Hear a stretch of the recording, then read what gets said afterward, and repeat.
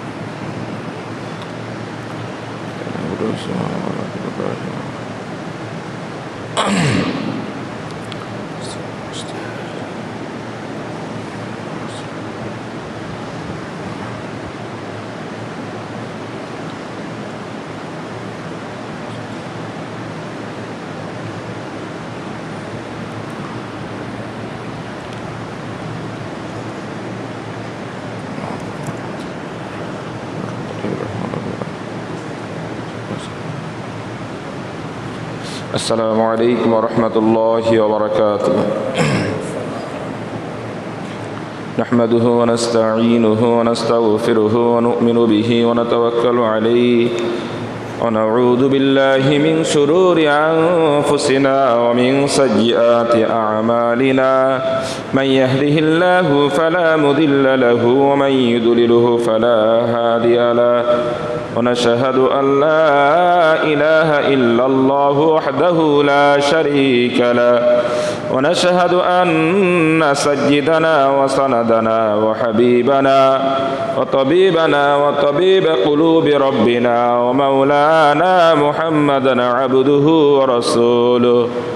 أما بعد فقد قال الله تعالى في كلامه المجيد وفرقانه الحميد كتب عليكم القتال وهو كره لكم وعسى أن تكرهوا شيئا وهو خير لكم وعسى أن تحبوا شيئا وهو شر لكم. وقال النبي صلى الله عليه وسلم من تشبه بقوم فهو منهم أو كما قال عليه الصلاة والسلام. اللهم صل على محمد وعلى آل محمد كما صليت على إبراهيم وعلى آل إبراهيم إنك حميد مجيد. اللهم بارك على محمد وعلى آل محمد كما باركت على إبراهيم وعلى آل إبراهيم إنك حميد مجيد. رب اشرح لي صدري ويسر لي أمري واحلل عقدة من لساني يفقه قولي وبك نستعين يا মুস্তাআন। আলহামদুলিল্লাহ, সকল প্রশংসা, যাবতীয় প্রশংসা আল্লাহ সুবহানাহু ওয়া তাআলার জন্য, যে আল্লাহ সুবহানাহু ওয়া তাআলা আমাদেরকে দয়া করে, মায়া করে, মোহাব্বত করে পৃথিবীর মধ্যে সবথেকে দামি জায়গা আল্লাহ তাআলার ঘর মসজিদে ঘরে তারই হুকুম জুমার নামাজ আদায়ের জন্য আজবার তৌফিক দান করেছেন। এজন্য মহান মালিকের দরবারে শুকরগুজার হয়ে দিল থেকে শুকরিয়া আদায় করে আলহামদুলিল্লাহ। আলহামদুলিল্লাহ, রমজানুল মুবারকের পরে শাওয়াল মাস চলতেছে। গত জুমা আলোচনা হয়েছে শাওয়াল মাসের পরেই জিলকদ জিলহজ হজের মৌসুম শুরু হয়ে যাবে। আলোচনা হজের সম্বন্ধে করার ইচ্ছা ছিল, কিন্তু হজ সম্বন্ধে আমি আয়াতে কারিমা তেলাওয়াত করি নাই। আল্লাহ তৌফিক দিলে আগামী জুমা বা তারপরের জুমা আলোচনা হবে। আমি যে আয়াতে কারিমা তেলাওয়াত করেছি, আল্লাহ তাআলা আয়াতের মধ্যে জিহাদ সম্বন্ধে বলেছে। দেখেন, আমরা বরাবরই বলে থাকি ঈমানের পরে সবচেয়ে বড় ইবাদত হইতেছে সালাত। এরপরে পালাক্রমে ইসলামের 5টি স্তম্ভর কথা বলা হয়েছে। জিহাদকে যদিও নাকি স্তম্ভের মধ্যে জায়গা নাই, 5টি স্তম্ভের মধ্যে জিহাদ নাই, কিন্তু জিহাদ স্বতন্ত্র একটা বিশাল বড় একটা ইবাদত। শুধু ইবাদতই না, যদি কোনো নাস্তিক, মুরতাদ, ইহুদি, নাসারা মুসলমানদের উপরে চওড়া হয়, তাহলে সেক্ষেত্রে মুসলমানদের উপরে জিহাদ করা ফরজও। জিহাদ ফরজ কখনো হয়, এবং জিহাদ আমাদেরকে কখন করতে হবে বা জিহাদ সম্বন্ধে কিছু আলোচনা আমাদের থাকা দরকার, হওয়া দরকার। আমি আর আগেও আলোচনা করেছি। প্রথম কথা হইতেছে যে দেখেন, জিহাদটা আসলো কোথা থেকে, কিভাবে আসলো? আল্লাহ রসুল সাল্লাল্লাহু আলাইহি সাল্লামের মাক্কি জিন্দেগি এবং মাদানী জিন্দেগি। মাক্কি জিন্দেগি 13 বছর জিহাদ করে নাই, জিহাদের আয়াত নাজিল হয় নাই। মদিনার জিন্দেগিতে যখন আসছেন তখন আল্লাহ রসুল সাল্লাল্লাহু আলাইহি সাল্লাম জিহাদ করেছেন। জিহাদ শাব্দিক অর্থ হইতেছে মুজাহাদা করা, চেষ্টা করা। আর পরিভাষায় জিহাদ বলা হয় কোনো কাফের, মুশরিক, ইহুদি, নাসারা যদি কোনো মুসলিমদের উপরে চওড়া হয়, মুসলমান ইমান রক্ষা, দিন রক্ষা, ইসলাম রক্ষা, সেটাকে প্রতিহত করা। শুধু কি প্রতিহত করা না, প্রতিহত করা না, কখনো কখনো কাফের, মুশরিক, ইহুদি, নাসারাদের জুলুম অত্যাচার থেকে যারা জুলুম অত্যাচার করবে এমনটা বোঝা যাইতেছে, এক্ষেত্রে আগেও তাদেরকে কি করতে পারে, প্রতিহত করতে পারে বা তাদের উপরে চড়া হতে পারে। শুধুমাত্র তারা আঘাত করলেই প্রতিহত করবে এমনটা না। তো আল্লাহ রসুল সাল্লাল্লাহু আলাইহি সাল্লামের মাক্কি জিন্দেগি, 13 বছরের জিন্দেগিতে জিহাদ ফরজ হলো না কেন? এটা একটা প্রশ্ন থাকতে পারে। এই 13 বছরের জিন্দেগি আল্লাহ রসুল সাল্লাল্লাহু আলাইহি সাল্লামের বিভিন্ন আমলের বিষয়, নামাজ সহ অন্যান্য ইবাদত বন্দেগীর বিষয় এবং নিজেদেরকে তৈরি করার বিষয় আল্লাহ রসুল সাল্লাল্লাহু আলাইহি সাল্লাম তাকাদা দিয়েছেন, অর্থাৎ নিজের ইমান আমলকে দুরুস্ত করার জন্য এই বিষয়গুলো আসছে। এখন অনেকের প্রশ্ন থাকতে পারে, আমাদের তো ইমান আমল তরু তাজা এখনো হয় নাই, আমাদের নফস তো এখনো ঠিক হয় নাই, তাহলে আমরা জিহাদে যাব কি করে? তো সারা জীবন মানুষ তার নিজের নফস, নিজের আত্মশুদ্ধির মধ্যে থাকবে, সারা জীবন তার উপরে আর জিহাদ ফরজ হবে না, এমনটা বোঝা যায় না। এমনটা না। রাসূল সাল্লাল্লাহু আলাইহি সাল্লাম ইসলামের প্রাথমিক জামানায় আত্মশুদ্ধির দরকার ছিল সাহাবা আজমাইনদের।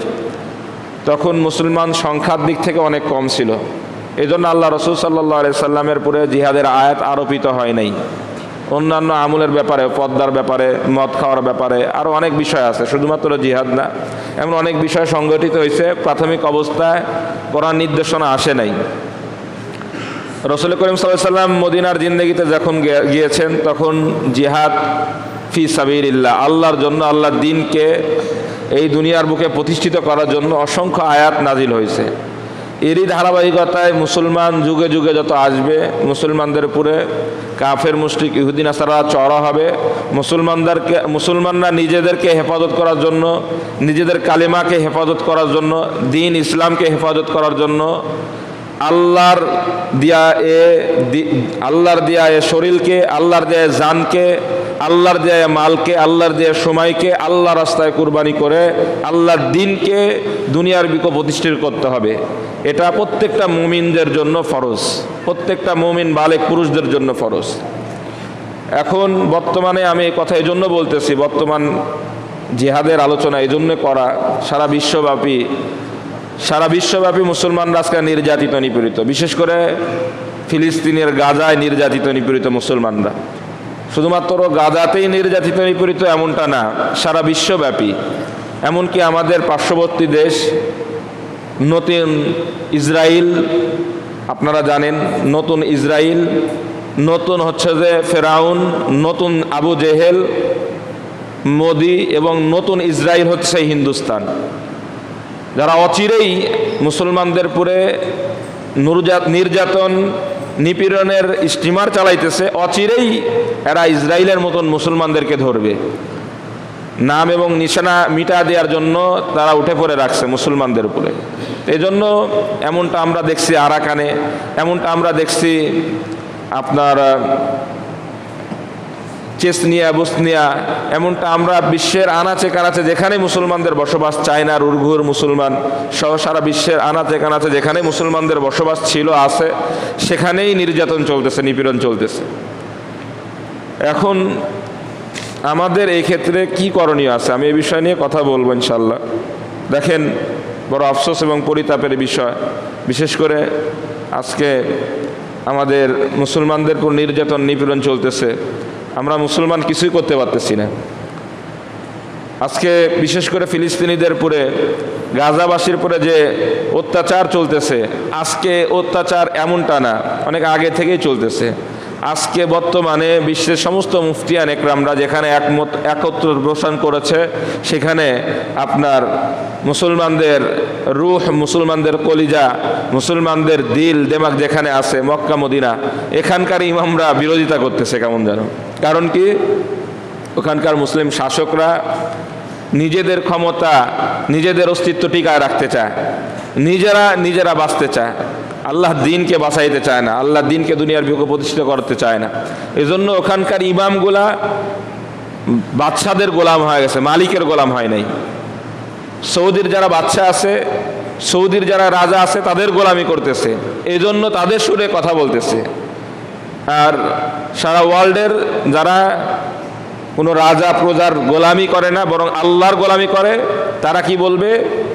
ফিলিস্তিনিরা কথা বললে, ফিলিস্তিনের ইস্যু আসলে, মুসলমানদের ইস্যু আসলে কলিজার মধ্যে আঘাত লাগবে, দিলের মধ্যে ব্যথা লাগবে, অন্তরের মধ্যে কম্পন সৃষ্টি হবে, চক্ষু শীতল হয়ে যাবে, দিলের মধ্যে অস্থিরতা কাজ করবে। এজন্য তারা বলবেই, চায় এ বলাটা কোনো ফায়দা হোক না হোক, কিন্তু দিলের মধ্যে একটা আত্মতৃপ্তি আসবে, ওয়ালাকিন লিয়াতমাইন্না কলবি, অন্তরের প্রশান্তি আসবে। যদি না বলতে পারি আমরা, আজকে বর্তমানে গাজার এই অবস্থা, ফিলিস্তিনিদের এই অবস্থা আমরা বিশ্ববাসীর কাছে না বলতে পারি, আমরা যদি নিজেদেরকে না তৈরি করতে পারি, এর চেয়ে হতভাগা আর কপাল পোড়া নাই। আজকে এই অবস্থায় যারা চুপ আছে, এদেরকে আমি বলবো বোবা শয়তানের রূপে রূপান্তরিত হয়েছে। এরা হলো বোবা শয়তান। যারা আজকে মুসলমানদের এই অবস্থা দেখে, ফিলিস্তিনের এই অবস্থা দেখে, সারা ওয়ার্ল্ডের মুসলমানদের এই অবস্থা দেখে যারা চুপ আছে এখনো, এরা মুসলমান না, এরা হলো মুনাফেক। ঠিক কিনা বলেন? এরা মুসলমান হতে পারে না। কারণ মুসলমান তো একটা জিসমের মতো, একটা শরীরের মতো। সারা ওয়ার্ল্ডের মুসলমান একটা শরীরের মতো। মুসলমান যেখানেই মার খাক না, দিলের মধ্যে ব্যথা থাকতে হবে। মুসলমান যেখানে রক্ত দিক না কেন, মনে করতে হবে যে আমার ভাই, আমার নিজের রক্ত যাইতেছে, আমার মায়ের ইজ্জত লুণ্ঠিত হইতেছে, আমার বোনের ইজ্জত লুণ্ঠিত হইতেছে, ছোট্ট যে শিশুটা মারা যাইতেছে ওটা আমার শিশু, এমনটা মনে করতে হবে। এমনটা মনে করলে দিলের মধ্যে কি আসবে? ব্যথা আসবে। এখান থেকে দিলের মধ্যে একটা জেদ তৈরি হবে, নিজেকে তৈরি করার, নিজেকে প্রস্তুত করার একটা আকাঙ্ক্ষা আসবে, নিজেকে তৈরি করার, নিজেকে প্রস্তুতি করার একটা ইরাদা আসবে, নিজের মধ্যে একটা অন্যরকম স্পৃহা আসবে। আর যদি মনে করি পার্শ্ববর্তী দেশ, পাশের এলাকার মানুষ, সে মরে যাক, খাক না খাক, এতে আমার কিছুই আসে যায় না, এটা যদি মনে করে থাকি, তাহলে আমি ভুলের রাজ্যে বসবাস করতেছি। অচিরেই আমাকে ধরা হবে, পাকড়াও করা হবে, অচিরেই আমাকে পাকড়াও করা হবে। এ কথা যদি সৌদির, আরব কান্ট্রির মোরল্লা এটা না মনে করে, শুধুমাত্র ফিলিস্তিনিকে ধরেই শেষ করে দিবে, এরপর আমাদের দিকে আসবে না, কখনো না, এমনটা না। এই ইসরায়েলের অগ্রাসন, ইসরায়েলের আগ্রাসন এটা চলতেই থাকবে। ইসরায়েল, এই ইহুদি গোষ্ঠী থেমে থাকবে না যতক্ষণ পর্যন্ত না তারা সৌদি, আরব কান্ট্রি যতগুলো আছে এগুলাকে যতক্ষণ পর্যন্ত না নিজেদের কাবুতে না আনবে, ততক্ষণ পর্যন্ত থামবে না। আপনার জর্ডান সহ আশেপাশে যে জায়গাগুলো, ইয়ামান সহ আরব কান্ট্রি যেগুলো আছে, সমস্ত কান্ট্রিগুলা তাদের আপনার শাসন ক্ষমতার মধ্যে ঢুকাইতে চায়, আনতে চায়। এরপরে তারা হয়তো যদি থামে, এর আগে তারা থামবে না। কিন্তু আজকে মুসলমানের যারা শাসক আছে, মুসলিমদের শাসক যারা আছে, আরব কান্ট্রির যারা নেতৃত্বে আছে, তারা মনে করতেছে ফিলিস্তিনি শেষ হয়ে গেলেই সব শেষ হয়ে যাবে। এমনটা না। দেখেন, আমরা জানি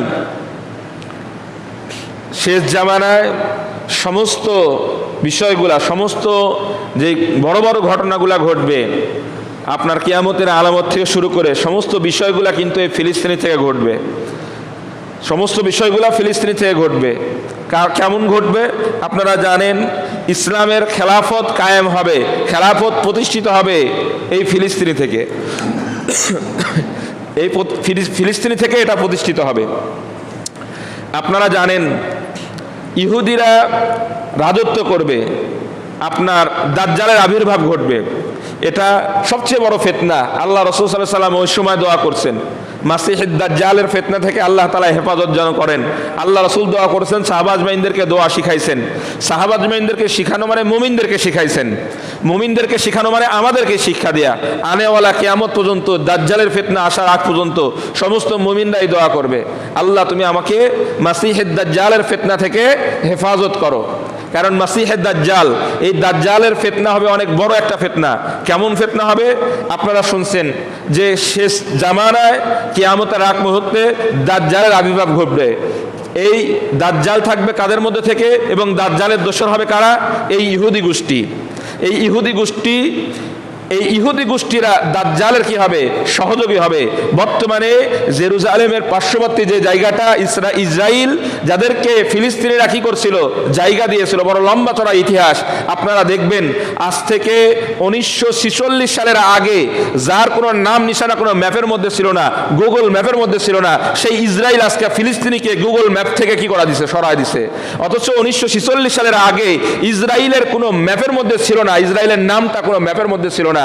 এই আপনার হচ্ছে যে হিটলার আপনার লক্ষ লক্ষ আপনার 60 লক্ষ ইহুদিদেরকে মারা পর অল্প কিছু ইহুদি ছেড়ে দিছিল এটার জন্য, এটা দেখার জন্য বিশ্ববাসী যাতে দেখে আমি হিটলার কি মহৎ কাজ করছি এই ইহুদিদেরকে মেরে, এটা যাতে বিশ্ববাসী জানে, যাতে করে এটা বুঝে এই যে কয়েকটা ইহুদিকে ছেড়ে দিলাম, এদের খারাপি, এদের শয়তানি, এদের হারামিপনা, এদের হচ্ছে অবৈধপনা, যত রকমের খারাপি আছে, আর এদেরকে দেখে যাতে বুঝে এদের বাপ দাদা 14 গোষ্ঠী কতটা খারাপ ছিল। আমি এই জন্য কয়েকটাতে ছাইড়ে দিছি। এই ছাইড়ে দেওয়ার বীজগুলো আইসা বপন করছে আপনার ফিলিস্তিনের এক বুকে এক কোণেতে, যেখানে নামধরণ করছে ইসরাইল। ইসরায়েল একটা রাষ্ট্র কায়েম করে ফেলছে।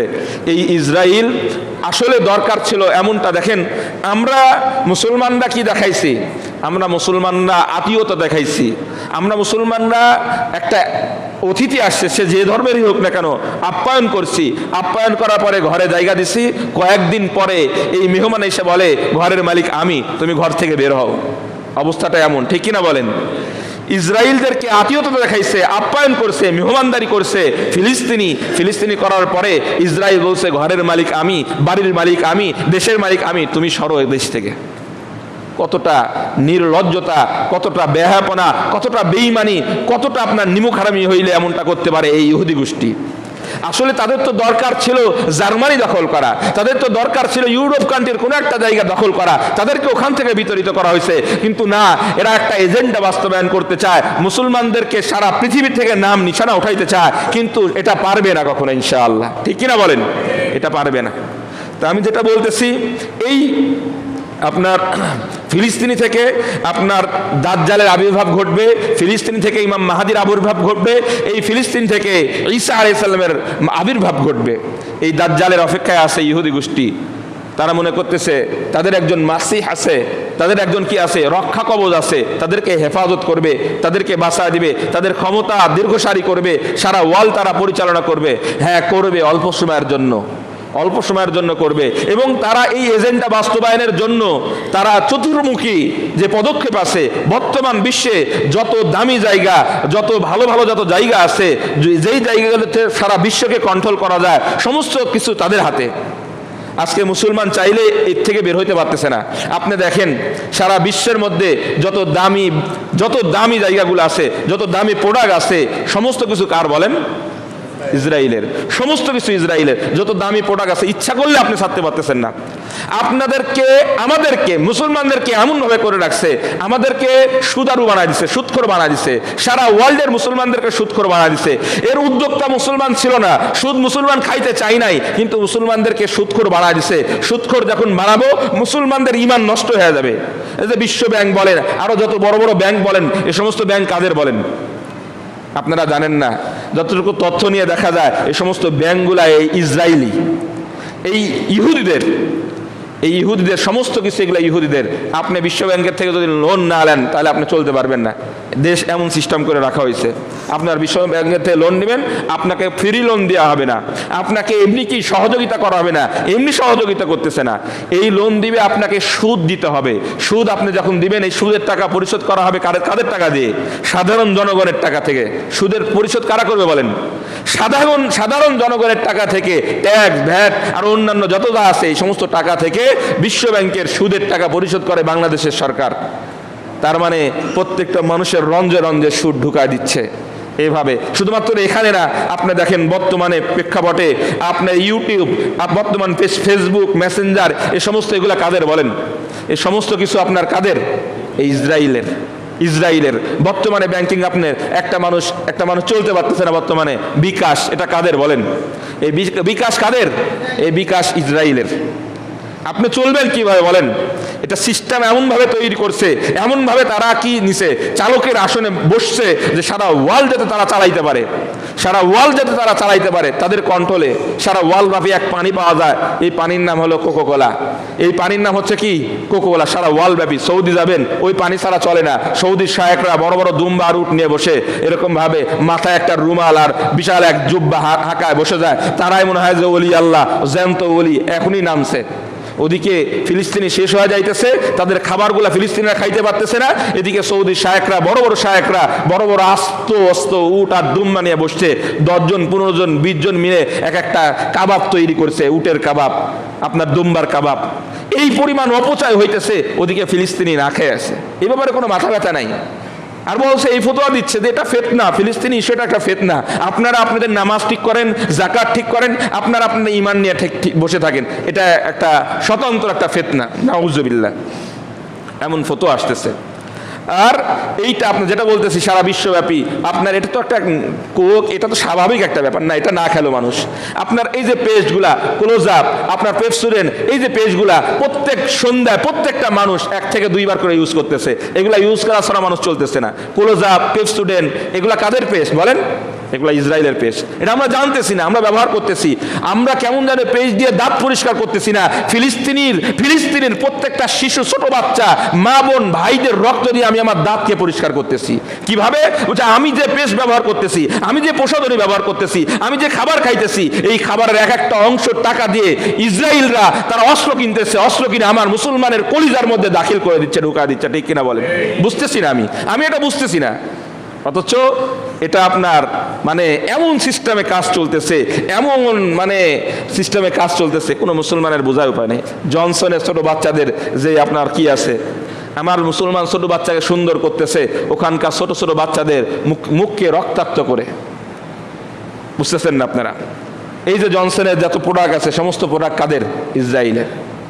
ছোট বাচ্চাদের নুডলস খাওয়াইতেছি, আমরা খাইতেছি। নুডলসগুলা কাদের বলেন? নেস্কোর। তারপরে আপনার হচ্ছে যে বাচ্চাদেরকে দুধ খাওয়াইতেছি, আপনার এই দুধগুলা কাদের? এই দুধগুলা অধিকাংশ আপনার ইসরায়েলের, অধিকাংশই।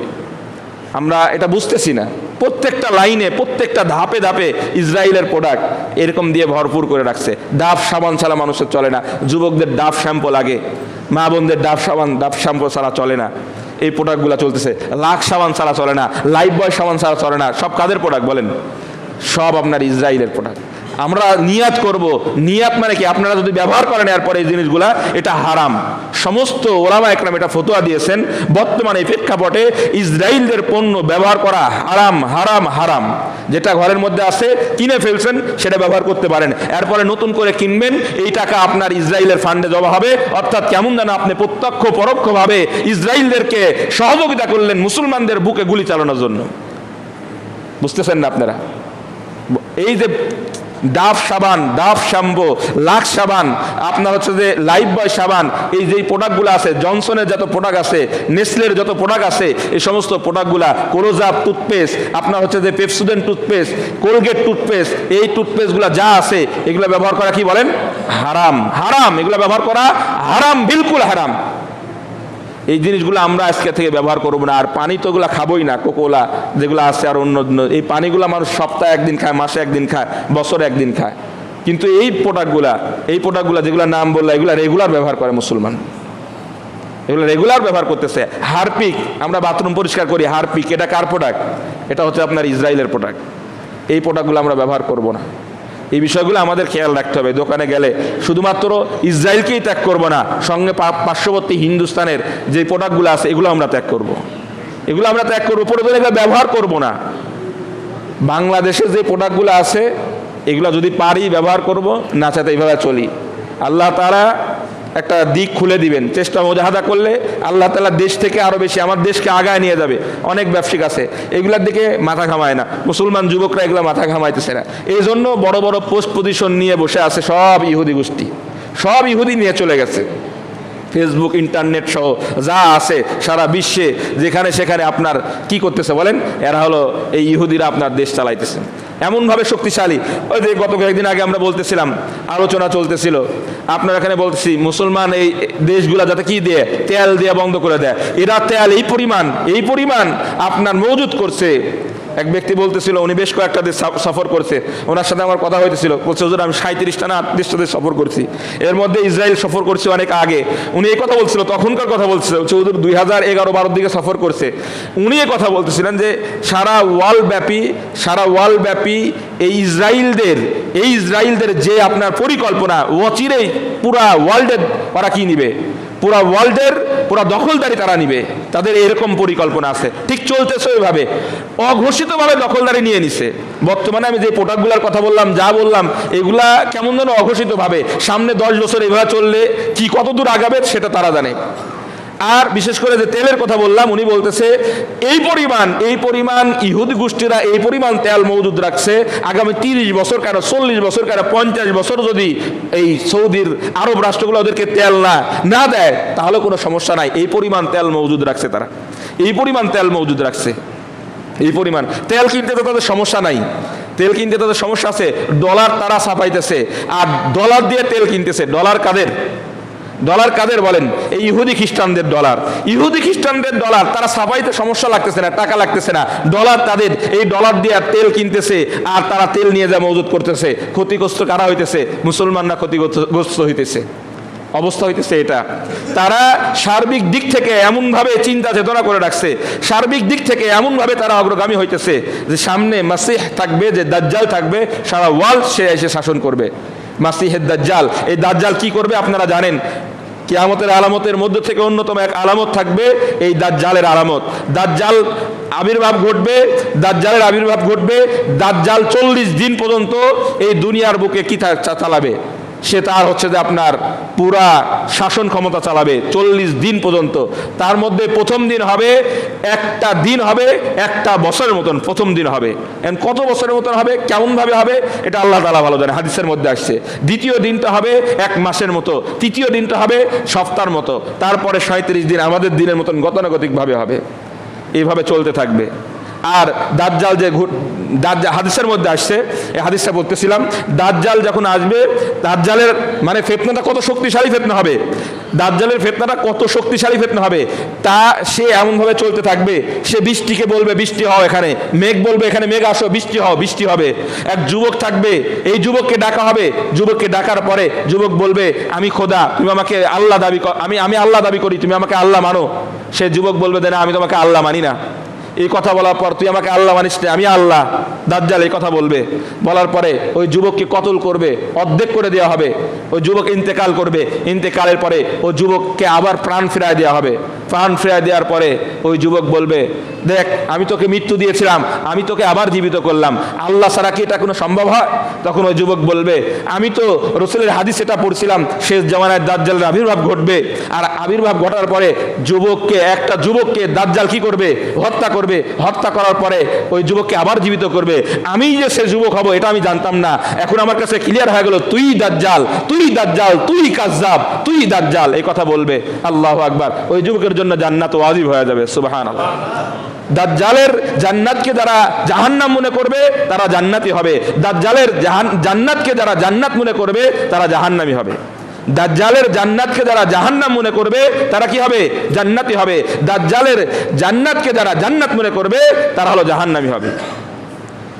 এজন্য দাজ্জালের এই ফিতনা হবে কঠিন এক ফিতনা। আর এই ফিতনা আসতেছে, সারা বিশ্বব্যাপী ছড়াইতেছে।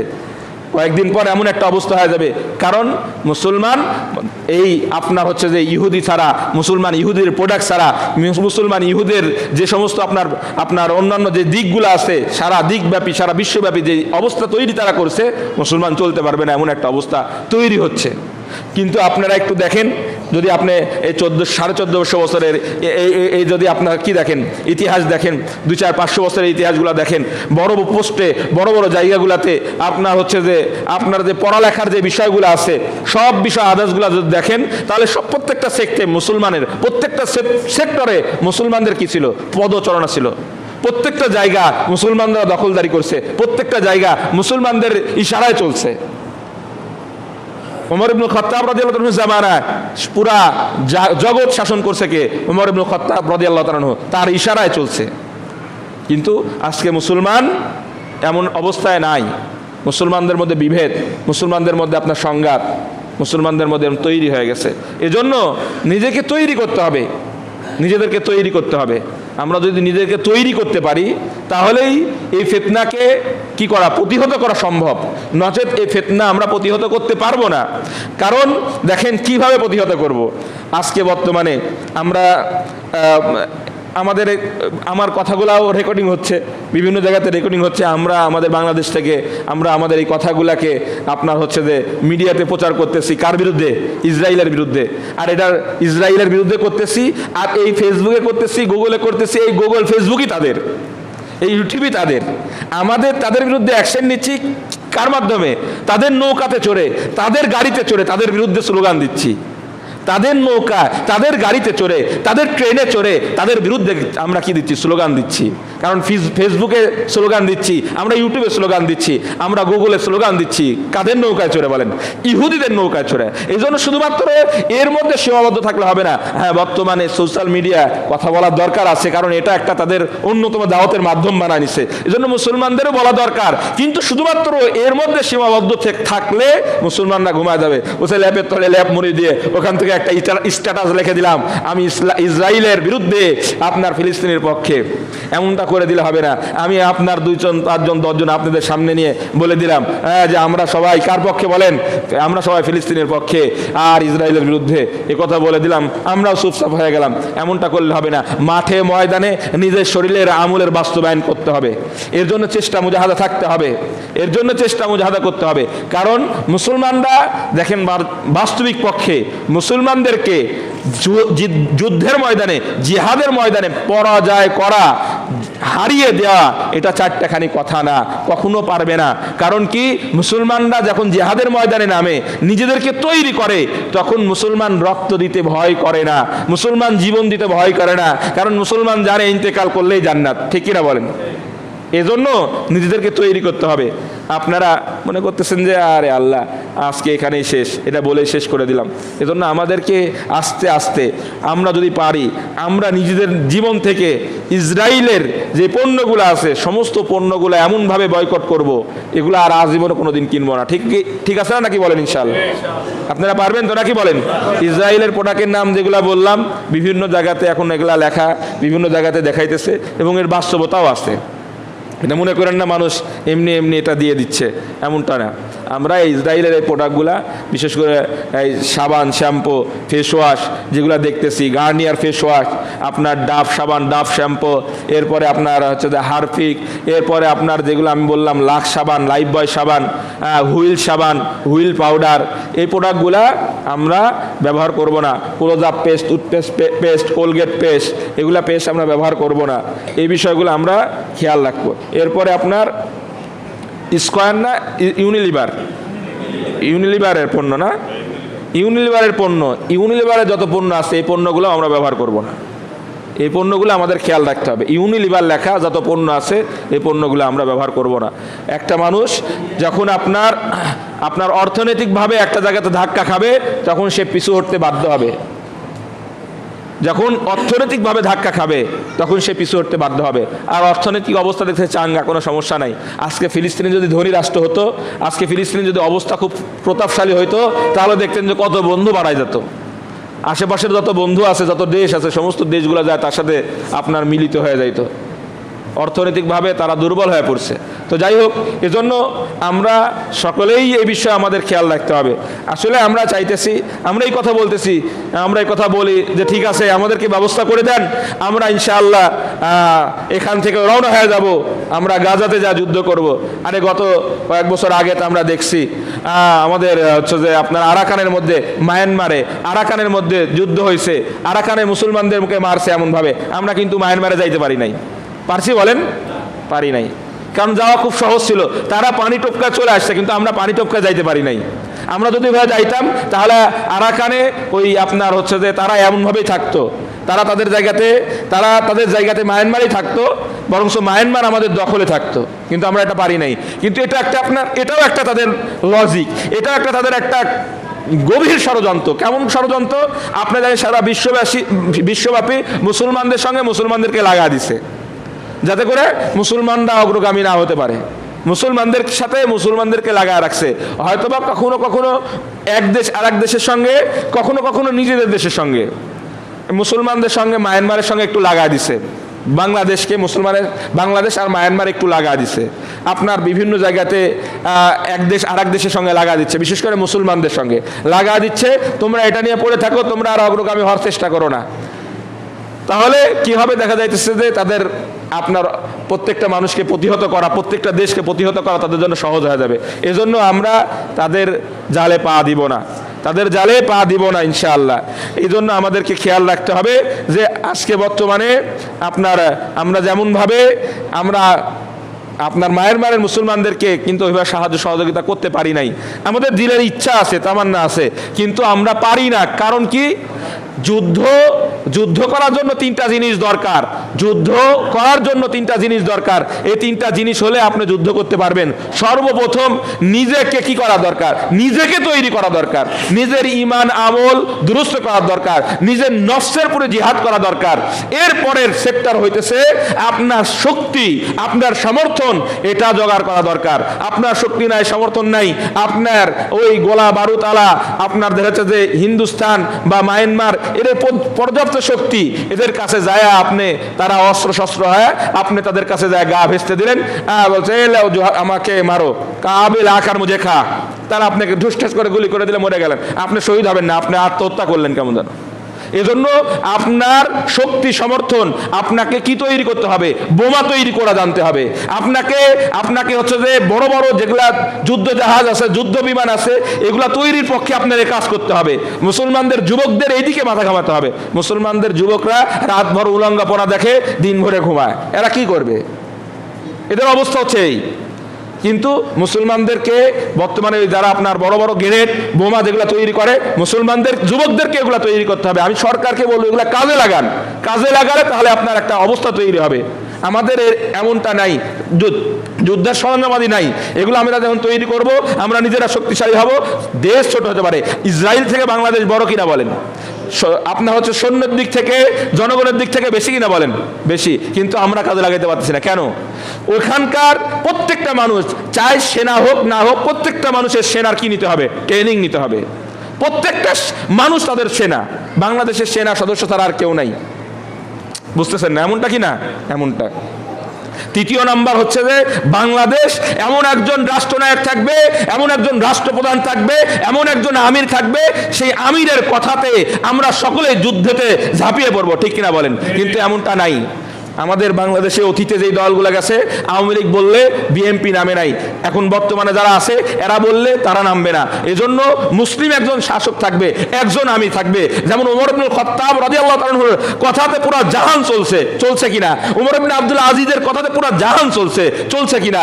আপনার ঠিক তেমনি ভাবে আমাদের একজন শাসন থাকবে, একজন শাসক থাকবে, যে শাসকের কথা প্রত্যেকটা মানুষ তার সর্বোচ্চ নিয়ে কাফের মুশরিক ইহুদি নাসারাদের বিরুদ্ধে ঝাঁপিয়ে পড়বে। ইসলামের এই পতাকাকে তারা উদ্দীর্ণ করে ছাড়বে, ইসলামকে বিজয় করেই ছাড়বে, ঠিক কিনা বলেন? এজন্য এরকম শাসক তৈরি করতে হবে। এরকম শাসক দাঁড়ালে তাদেরকে সমর্থন করতে হবে। চোর বাটপাতদেরকে আপনি তৈরি করে দিবেন। এক মুফতি এক ফতোয়া দিবে, সেই ফতোয়া কাজে আসবে না। কবে যে আমরা দল করি হচ্ছে যে বিএমপি, আমাদের দলের লোক থাকবে। আমরা দল করি হলো জামাত ইসলামী, আমাদের দলটা থাকবে। আমরা দল করি আওয়ামী লীগ, আমরা দল করি অমুক তমক, আকাশ পার্টি, দাবাস পার্টি, আপনার জাতীয় পার্টি, এই পার্টি সেই পার্টি, সৈতালি হেইতালি ইত্যাদি দলের আর কোনো অবস্থা নাই। প্রত্যেকটা দল প্রত্যেকটা, এখন যেই আসুক না কেন, যেই দলই আসুক না কেন, এই দল যদি আপনার পুরা ইসলামী খেলাফত প্রতিষ্ঠা করে, কোরআনের আইন অনুযায়ী আপনার রাষ্ট্র চালায়, রাষ্ট্র পরিচালনা করে, রাষ্ট্রের সমস্ত কার্যক্রমগুলো করে, কোরআনের হুকুম বাস্তবায়ন করে, রসুলের নববীর হুকুম যদি বাস্তবায়ন করে, তাহলে ওই এক আমিরের কথাতে আমাদের তো আগে থেকেই প্রস্তুতি থাকবে কি নিজেকে তৈরি করে ফেলছি আমরা, কি অস্ত্র গোলা বারুদ বোমা যা আছে আগে থেকেই তৈরি করে ফেলছি। তৃতীয় নম্বর শাসক পায়ে গেছি, শাসক ডাক দিবে, যার যার হাতে যে অস্ত্র শস্ত্র থাকবে এটা নিয়ে আমরা তাদের বিরুদ্ধে ঝাঁপায় পড়বো এবং দেশকে স্বাধীন করব। আবার দেশকে আপনার বিশ্ব মানচিত্রে উঁচু করব। যে দেশে হোক না কেন সে দেশে আমরা যাই, আমরা আমাদের রক্ত দিতে পারবো মুসলমানদের পক্ষে, ঠিক না বলেন? কিন্তু যদি এর ব্যতিক্রম হয় তাহলে পারবো না। এর ব্যতিক্রম হইতেছে, এজন্য পারতেছি না। কারণ এক মুফতি বলতেছে এখন আমাদের জিহাদ করা ফরজ হয়ে গেছে। জিহাদ তো করা ফরজ, কিন্তু কার ডাকে যাব, কিভাবে যাব? আমরা আমাদের ব্যবস্থা করেন, কিভাবে যাব? এখান থেকে 10 জন যাবে আর 90 জনের বিরোধিতা করবে। আরে আর গিয়া নাই, হয়ে যাচ্ছে জিহাদ। হ্যাঁ, এরম আছে না? নাই, এরম আছে। এজন্য এমনটা না, এমনটা আমাদের করতে হবে। আর আমরা এখন ওই যতই দোয়া করি না কেন, কাজ হবে না কেন? কাজ হবে না। আমরা দোয়া করতেছি, আমরা দোয়া শুনতেছি, আল্লাহ তুমি আবার আবাবিল পাখি নামায় দাও। আবাবিল পাখি এখন আর নামবে না। আবাবিল পাখি নামলে আপনার মুসলমানদের বিরুদ্ধে নামবে, মুসলমানদের পক্ষে নামবে না। আবাবিল পাখি নামছিল কখন আপনারা জানেন কি? ছোট্টই ঘটনা বলে দিই, সময় শেষ হয়ে গেছে, তারপরে ফিলিস্তিনদের পক্ষে 2 মিনিট কথা শোনেন আপনারা। এই আবাবিল পাখি নামছিল আপনারা জানেন, আল্লাহ রাসূল সাল্লাল্লাহু আলাইহি ওয়াসাল্লামের দাদার নাম কি বলেন? হ্যাঁ, আব্দুল মুত্তালিব। আল্লাহ রাসূল সাল্লাল্লাহু আলাইহি ওয়াসাল্লামের দাদা কাবা ঘরের কি ছিল? মুতাআল্লি ছিলেন। কাবা ঘরের সার্বিক দায়িত্ব কার ছিল? আব্দুল মুত্তালিব তার ছিল। কাবা ঘরের চাবি আব্দুল মুত্তালিবের কাছে থাকতো। যখন আপনার হস্তি বাহিনী যখন কি করছিল, আপনার কাবা ঘর দখল করার জন্য আসছিল, কাবা ঘর দখল করার জন্য যখন আসছিল, তখন হস্তি বাহিনী যখন আসছে, বাদশাহ আবরার আপনার হচ্ছে যখন আসছে, তো আব্দুল মুত্তালিব তাকে ডাকছে যে তোমরা যে আসছো কাবা ঘর উড়াই দিতে, তোমার সাথে আমার বৈঠক আছে। তো উনি আপনার উড়ায় না দিয়ে তার দল সৈন্য সমর্থ হাতি বাহিনী কি তারা এক জায়গায় থামায় রেখে আপনার আয়সা আব্দুল মুত্তালিবের সাথে বসছে। তো বলছে কি বলেন? তো বলতেছে দেখো তোমার দল যারা আসছে, তোমার সৈন্য সমর্থ যারা আসছে, এরা যে আয়সা আমার উটের পাল, আমার হচ্ছে যে আপনার হচ্ছে যে দুম্বার পাল, ছাগলের পাল সব ধরে ধরে নিয়ে যায় খায়া নিচ্ছে, এটা কি কোনো কথা হলো নাকি? তোমরা এগুলা কাজ করতেছো কেন? এগুলা কাজ করো না, আমার মাল আমাকে ফেরত দিয়ে দাও, তোমরা এই কাজ করো না। এখন বাদশাহ বলতেছে আরে আল্লাহ রে, আমি ভাবলাম বলবেন যে কাবা ঘর ভাঙতে আসছো, কাবা ঘর দখল করতে আসছো, এটা করো না। আর তোমরা তুমি উল্টা তোমার হচ্ছে যে ঘোড়া গাধার এগুলো খবর নিচ্ছ, উটের খবর নিচ্ছ। হচ্ছে ঘোড়া উট দুম্বা এগুলো আমার মাল, আর আল্লাহর ঘর তো এটা আল্লাহর। এই আল্লাহর ঘরের হেফাজত আল্লাহ তো নিজেই করবে। তুমি হচ্ছে যে আমাকে এরকম কথা বলতেছে কেন? তুমি তোমার কাজ তোমরা করো গা বাবা, আমার যা আছে তোমরা নিচো ফেরত দাও। এ কথা বলছে, আক্রমণ করতে আসছে আল্লাহর ঘর। আল্লাহ তাআলা কি দিয়ে বলছে? আলাম তারা কাইফা আলা রাব্বুকা বিআসহাবিল ফিল। আল্লাহ তাআলা যে বিআসহাবিল ফিল সূরা ফিলের মধ্যে যে আসছে তয়রান আবাবিল, আল্লাহ তাআলা তয়রান আবাবিলকে পাঠিয়ে দিয়েছে, তার ঘরকে হেফাজত করছে। সুবহানাল্লাহ। কিন্তু এখন আপনারা বলতে চান বা আমরা বলতে চাই, আরেক আপনার হচ্ছে যে এই যে বাবরি মসজিদ ভাঙলো, আল্লাহ তাআলা তো কিছু আবাবিলকে পাঠিয়ে দিতে পারতেন। আর বর্তমানে ফিলিস্তিনিতে এই মসজিদ আকসা হেফাজতের জন্য কিছু আবাবিল পাঠিয়ে দিতে পারতেন। আরে তখন তো ছিল মুসলমানের সংখ্যা নিতান্তই কম ছিল, মুশরিকদের ইহুদিদের সংখ্যা কাফেরদের সংখ্যা অনেক বেশি ছিল। এজন্য আল্লাহ তাআলা তাদের সংখ্যা, যখন আপনারা জানেন আপনার বদরের যুদ্ধের ঘটনা তো আপনারা জানেন, বদরের যুদ্ধে 300 কতজন ছিল? 13 জন ছিল। 313 জন, কাফেরের সংখ্যা 1000, তার চেয়ে বেশি অস্ত্র সুসজ্জিত ছিল। মুসলমানদের অবস্থা দেখে আল্লাহ তাআলা ফেরেশতা নাজিল করছে, নুজুলুল মালাইকা। ওই জায়গাটাও আল্লাহ তাআলা আমাদেরকে দেখার তৌফিক দিয়েছে আলহামদুলিল্লাহ। ওই নুজুলুল মালাইকা যেখানে ফেরেশতারা অবতরণ করছিল, এটা আল্লাহ তাআলা সাহায্য করছে। যে কম ছিল সংখ্যা, ওরা ছিল বেশি, সুসজ্জিত ছিল, আল্লাহর পক্ষ থেকে মদত আসছে, সাহায্য আসছে। বর্তমান বিশ্বে 200 কোটি মুসলমান আর মাত্র 80 লক্ষ ইহুদি খ্রিস্টান, 80 লক্ষ ইহুদি, তাদের বিনিময় তাদের বিপক্ষে মুসলমান 200 কোটি মুসলমান কি আঙ্গুল চুষে আল্লাহর ঘরকে হেফাজত করতে পারবে না? কথা বলেন না কেন? এখন তো আল্লাহর ঘরকে হেফাজত করতে পারবে না, আল্লাহ কেন আবাবিলকে পাঠাবে? আবাবিল যদি পাঠায় তো 200 কোটি মুসলমানের উপরে পাঠাবে, ঠিক কিনা বলেন? আরে মসজিদ, বাবরি মসজিদ যখন ভাঙছে তখনও মুসলমান প্রায় 145 কোটি বা 125 কোটির উপরে ছিল সারা বিশ্বের মুসলমান। ওই মসজিদকে কেন হেফাজত করতে পারে নাই মুসলমানরা? আল্লাহ তাআলা আবাবিল পাঠালে মুসলমানদের উপরে পাঠাবে, তাদের উপরে পাঠাবে না। এজন্য আমরা নিজেকে তৈরি করি, ইনশাআল্লাহ নিজেকে তৈরি করি। যদি নিজেকে তৈরি করতে পারি আর নিজেরা যদি শক্তিশালী হইতে পারি, মুসলমানদের যুবকরা যদি মিসাইল তৈরি করতে পারে, মুসলমানদের যুবকরা যদি ক্ষেপণাস্ত্র তৈরি করতে পারে, তখন না মুসলমানরা কি হবে? তৈরি হবে। ক্ষেপণী অস্ত্র যারা আছে তারাও বসে আঙ্গুল চুষতেছে, কারণটা কি? বলছে তাদের কি নাই, তাদের আমিন নাই। আমিন না থাকার কারণে এজন্য আমাদের বাংলাদেশে একজন আমির থাকবে ইনশাআল্লাহ আগামীতে। এই আমির আমাদেরকে নিযুক্ত করতে হবে। আগে আমরা নিজেরা তৈরি হই, আমাদের অস্ত্র শস্ত্র সুসজ্জিত করার জন্য সরকারকে বুঝাই, যে মহলে বুঝাই। এরপরে থেকে ইনশাআল্লাহ আমির তৈরি হবে, তো আমরা ইনশাআল্লাহ অগ্রগামী হয়ে যাব। এটা অচিরেই হতে পারে, দীর্ঘস্থায়ী নাও লাগতে পারে, ঠিক কিনা বলেন? কোরআনের আইন বাংলাদেশে বাস্তবায়ন হবেই হবে ইনশাআল্লাহ, সে যেই আসুক না কেন, ঠিক কিনা বলেন? এর বাইরে যে করবে, আগে মাইনাস হয়ে গেছে, আগামীতেও মাইনাস হবে। যে করবে সেই থাকবে, যে দলেরই হোক না কেন, ঠিক আছে নাকি বলেন? ইনশাআল্লাহ। সর্বশেষ কথা আমাদের হচ্ছে যে এই যে এখানে ঈদগাহ দেখতেছেন, ঈদগাহের কাজ 2-1 দিনের মধ্যে শুরু হবে ইনশাআল্লাহ। শুরু হয়ে গেছে হয়তোবা। আমরা ইনশাআল্লাহ যে যেভাবে পারি এই ঈদগাহের জন্য সহযোগিতা করবো ইনশাআল্লাহ। ঈদগাহের জন্য সহযোগিতা করব। বিশেষ করে অনেকেই সহযোগিতা এর আগে করছে এবং সহযোগিতা করার ব্যাপারে আশায় ব্যক্ত করছে। তার মধ্যে থেকে অন্যতম আমাদের রিপন চাচা সহ আরও অনেকেই এই ঈদগাহের কাজ, আব্দুর রাজ্জাক মামা সহ আরও অনেকে খুব আগ্রহ উদ্দীপনার সঙ্গে ঈদগাহের কাজ, ছোটাফাটা অল্প কিছু কাজ আছে, লক্ষ লক্ষ কোটি কোটি টাকার কাজ না, হালকা পাতলা কিছু কাজ আছে। এই কাজগুলোর জন্য আমরা একটু নিজেকে তৈরি করি ইনশাআল্লাহ। আমরা যেভাবে পারি আমাদের কাছে লেখা দেবো ইনশাআল্লাহ। আর আমরা যদি পারি ইনশাআল্লাহ এই সমস্ত লোকদেরকে দেখে দেখে, মুমিনদেরকে, মুসলমানদেরকে দেখে দেখে একটু ধরবো, বলবো আপনারা ইনশাআল্লাহ এই ঈদগাহের কাজ আগামীতে একটু প্রস্তুতি নিয়ে আসবেন, যাতে করে কিছু সাহায্য সহযোগিতা করতে পারেন, ঠিক আছে না? ইনশাআল্লাহ। আল্লাহ তাআলা আমাদেরকে তৌফিক দান করেন, আমিন।